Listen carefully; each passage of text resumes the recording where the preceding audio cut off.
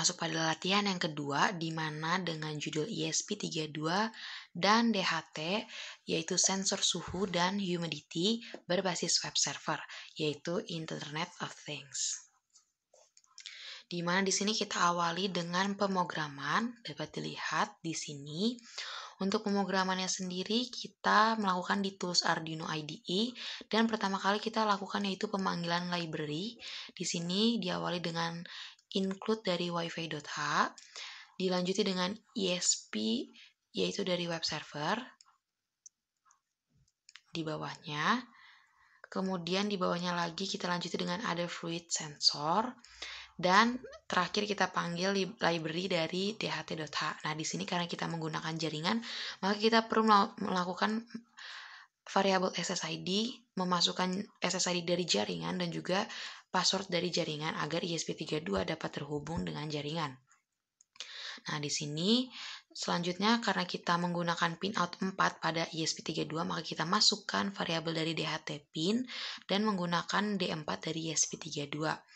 Lalu setelah sintaks ini kita lanjuti dengan yaitu define DHT type DHT11 karena kita menggunakan DHT tipe 11. Maka kita perlu memasukkan variabel tersebut.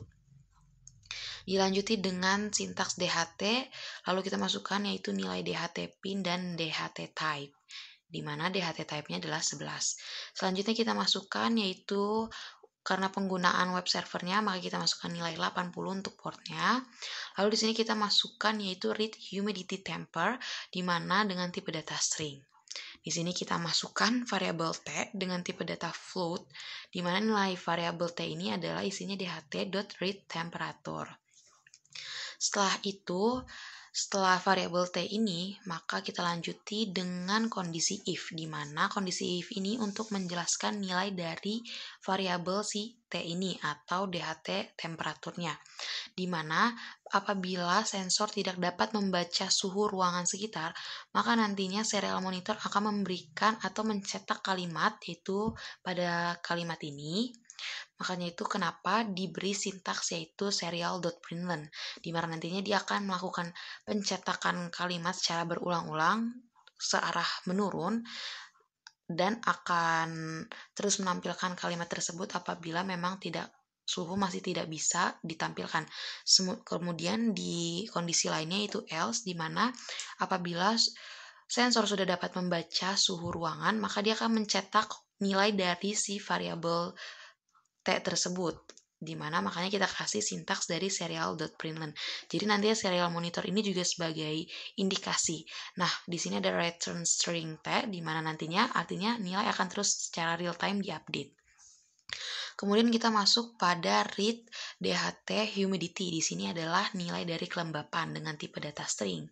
Lalu kita masukkan variabel H dengan tipe data float, yang artinya nanti nilai dapat berupa numerik atau koma, karena kita menggunakan nilai kelembapan yang biasanya itu bisa terdapat koma. Dan nilai isi dari variabel ini adalah dht.readHumidity. Nah, kita masukkan kondisi if, dan if dari nilai si kelembapan ini, dan nantinya serial monitor akan mencetak kalimat apabila kalimat seperti ini, apabila si sensor ini tidak dapat membaca kelembapan ruangan. Jadi ini sebagai indikator. Jadi akan mencetak kalimat fail to read from DHT sensor. Kemudian di kondisi lain yaitu else, di mana apabila sensor membaca nilai kelembapan, nanti serial monitor akan mencetak nilai dari si kelembapan tersebut. Makanya kita masukkan sintaks dari serial.println dan akan melakukan real-time update pada perubahan nilai dari kelembapan tersebut. Selanjutnya di bawahnya dari si variabel ini kita masukkan yaitu di sini codingannya dapat dilihat untuk mengatur web server atau HTML nantinya pada tampilan web server, karena untuk output dari nilai si sensor ini kita menggunakan serial monitor serta web server. Maka di sini kita melakukan pengaturan untuk web servernya sendiri, dan di sini untuk void setup kita mengatur untuk melakukan connecting dari ESP32 kepada jaringan atau wifi. Nah, di sini di mana kita juga melakukan dht.begin karena menggunakan sensor dari si DHT. Nah, di sini untuk connect to wifi-nya dapat dilihat Dimana di sini dilanjuti kita juga masih mengatur untuk IP address-nya. Nantinya kita juga mencetak IP address pada serial monitor. Dan di sini serial.begin-nya kita kasih nilai 11.500. Di sini kita atur connect to Wi-Fi.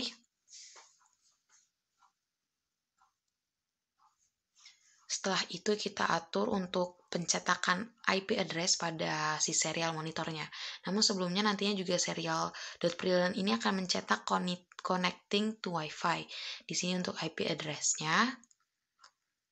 Nah, di sini untuk tampilannya dapat dilihat untuk codingannya dan diakhiri dengan server.begin. Selanjutnya, di mana kita bisa melihat hasil eksekusi dan kita sebelumnya lakukan upload dulu. Namun karena kita pada kelompok kami sudah melakukan upload, maka kita bisa langsung melihat hasil di serial monitornya. Di sini kita lihat serial monitornya. Nah, di sini di mana serial monitor telah mencetak nilai dari kelembapan serta suhu, di mana diawali dengan nilai temperatur. Di sini, jadi nilai temperatur, lalu nilai kelembapan, temperatur, kelembapan, seterusnya secara ke bawah dicetak, dan di sebelah kanan terdapat rangkaian dari hardware untuk latihan 2 ini. Nah, di sini di mana dalam waktunya dapat lihat dia mencetak secara real time setiap ada perubahan nilai tersebut.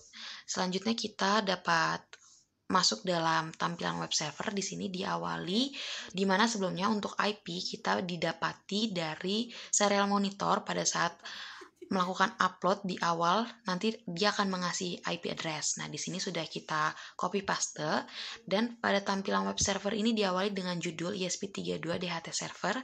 Lalu kita dapat melihat yaitu temperatur, info temperatur, lalu nilainya di sini dengan derajat Celcius dan untuk nilai kelembapannya dengan menggunakan persen. Di sini untuk nilai kelembapan, di sini untuk nilai dari si temperaturnya.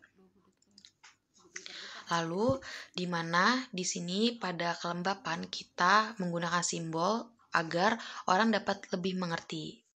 Baik, sekian hasil dari presentasi untuk jawaban kuis 14 dari kelompok 8. Kurang lebihnya mohon maaf. Wassalamualaikum warahmatullahi wabarakatuh.